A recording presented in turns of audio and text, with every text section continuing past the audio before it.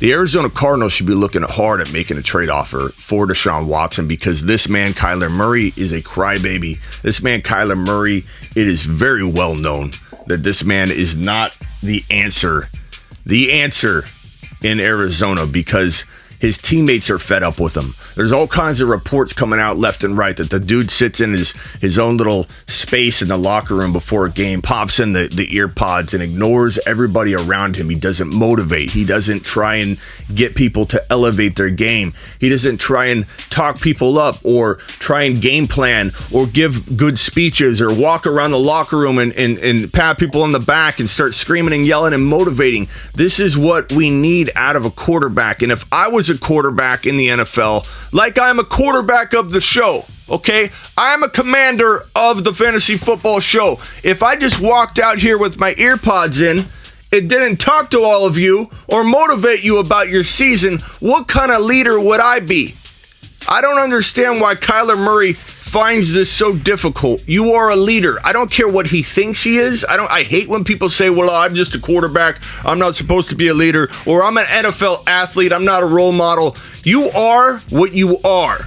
And you choose a profession or a line of business within a profession, in this case, i.e. Kyler Murray, a quarterback, it comes with responsibilities. And Kyler Murray doesn't know how to utilize or grow these responsibilities or become the leader he needs to become. He sits to himself, keeps to himself, doesn't engage with his own people, doesn't engage with his own teammates, doesn't motivate his own teammates like Joe Burrow. In this report where Joe Burrow rehabbing his ACL, there's talk out there, I think it was Rappaport that talked about it, where he said that Joe Burrow was motivating in leading when he was doing his rehab. He was in there with all the people assisting him with his rehab saying, you guys are going to be an integral part of my comeback, motivating, bringing these people in. They're sitting there rehabbing Joe Burrow as if they're about to win the Super Bowl while rehabbing his knee. This man is bringing everybody in, bringing everybody together, elevating everybody so that every single component, every single piece of the spider web that connects to him, Joe Burrow, is going to have success and be lifted up together. And instead, Kyler Murray doesn't do this. Kyler Murray sits to himself. Kyler Murray puts his ear pods in, doesn't talk to any of his teammates. And then this report is exactly the kind of thing we knew was going to come out. More of it's going to come out. According to the NFL Network, Kyler Murray refused to go back into the team's playoff loss to the Rams in the fourth quarter. And this says case in point, the playoff game here. A minute left in the game and had been decided. And backup Colt McCoy encouraged Murray to finish the game with his teammates. Banged up Murray said, no, that's it. I'm done. So this is what he does. He cries. He complains. Then there's reports that he says he was set up to look embarrassed by the Cardinals. He's set up for failure. Hopkins goes down. He gets disarmed like a weapon that's ready to fire. It's disarmed. Hopkins goes down. He doesn't know how to create without Hopkins. He can only roll outside the pocket, which with Hopkins, it works.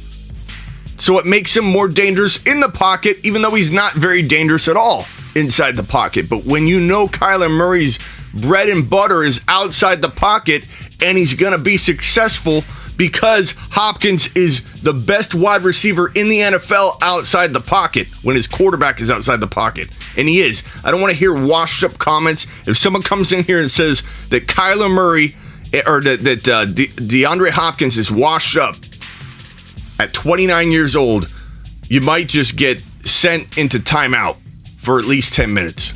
Don't do it.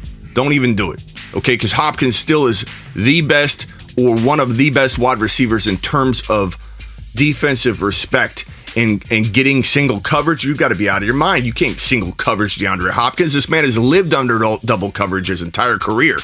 And maybe he won't be a top 5 fantasy wide receiver. Maybe not. Maybe that's one of the wide receivers where it doesn't translate exactly pound for pound. Hey, he's a top 3 fantasy wide receiver. He's a top 3 NFL wide receiver. He is still a top 5 wide receiver in terms of commanding defensive attention, commanding defensive respect. And yes, you rip that kind of player off the team, you do expect probably not to win the Super Bowl.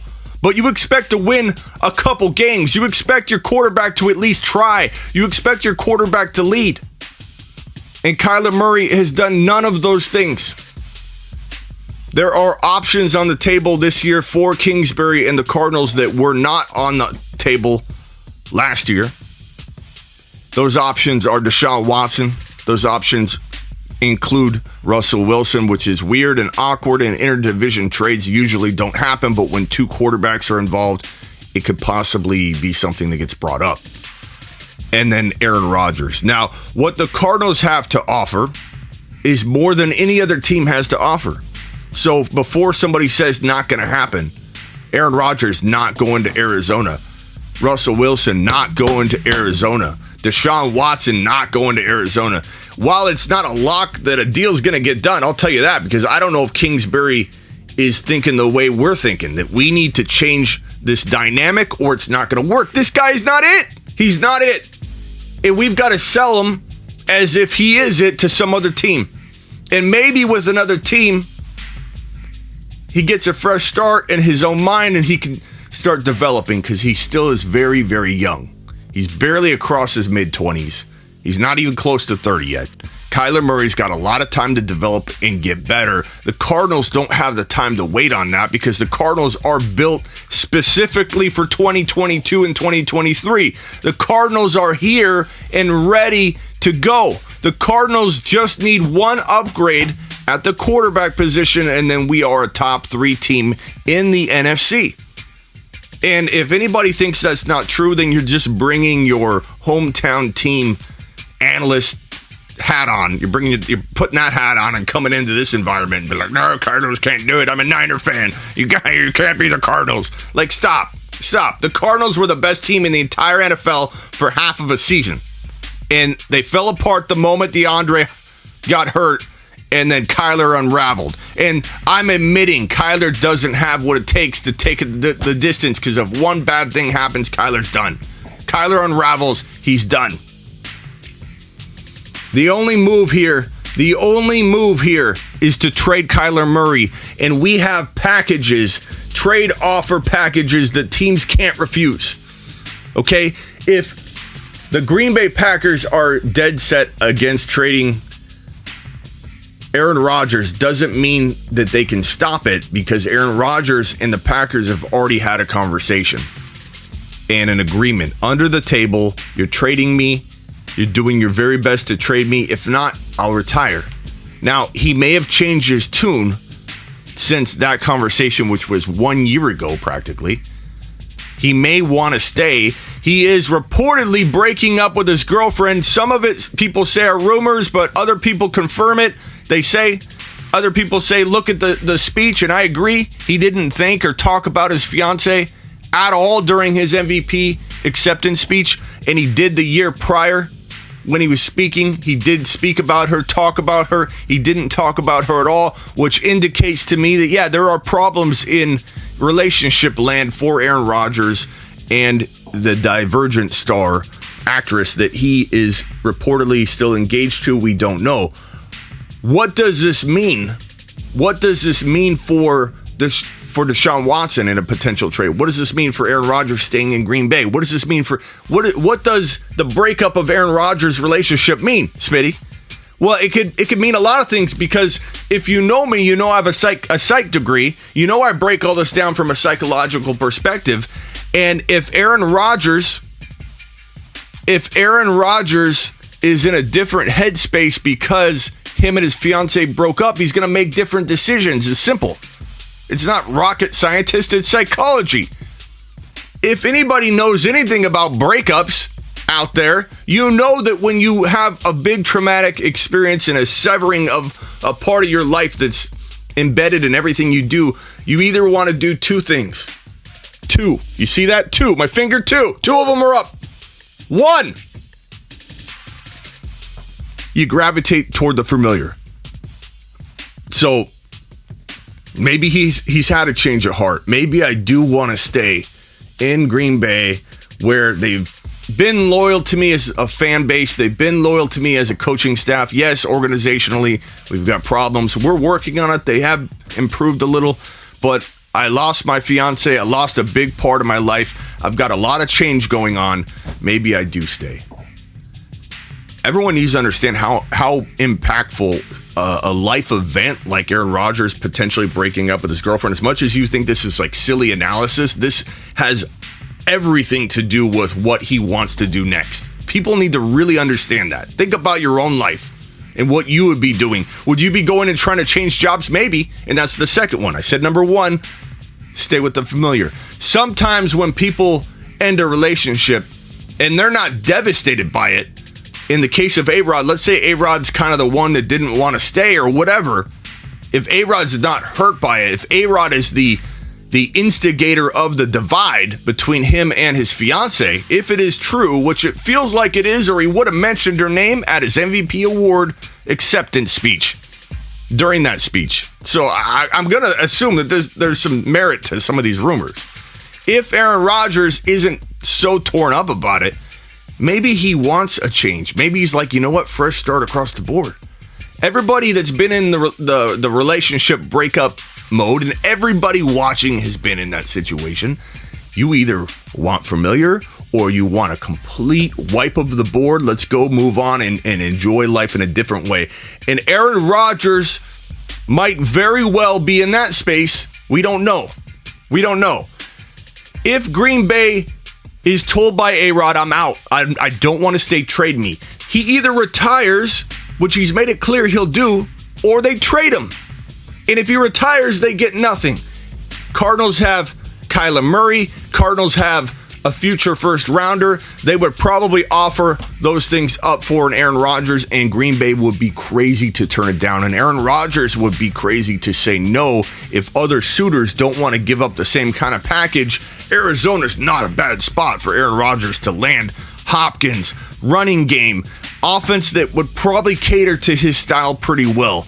And you would build around Aaron Rodgers or manipulate and mold the offense around Aaron Rodgers, but he would have Watson.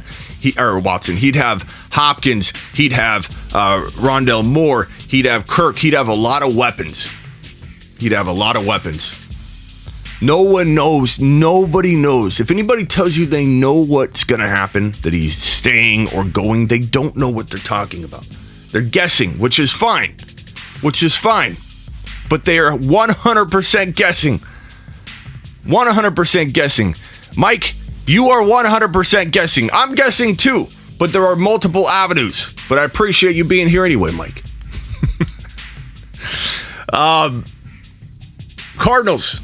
The options on the table, Cardinals. There's an open door. Offer Kyler Murray and a first rounder for Deshaun Watson. If you won't do that, offer Kyler Murray and a first rounder for Aaron Rodgers. If you don't want to do that, figure out a way to make a trade for Russell Wilson, who's also disgruntled. And if you can't do that, God help us all in Arizona, because we are being led by a child. And this 5'8" child that can't see over the offensive line, and that's not me making fun of height. That's me telling you that this man is short and he can't see over the offensive line, because the offensive line, on average, is over 6 foot. That's a fact. He can't see over the offensive line. This child, which is also a fact because he cries all the time about everything, blames everybody, finger points, and there's multiple reports all over. This guy's not a leader. Not right now, not for us, and he's not going to lead in enough time to make this thing happen for the Cardinals, where we have a short, tight window to be a Super Bowl contending team, or at least a deep-seated playoff team.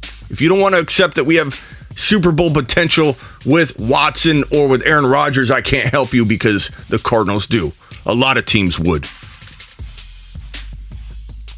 Kyler Murray, right now, kind sir, and when I say kind sir, I mean baby, you are Smitty disapproved. You've just been Smitty disapproved. This is the Fantasy Football Show with your host, Smitty.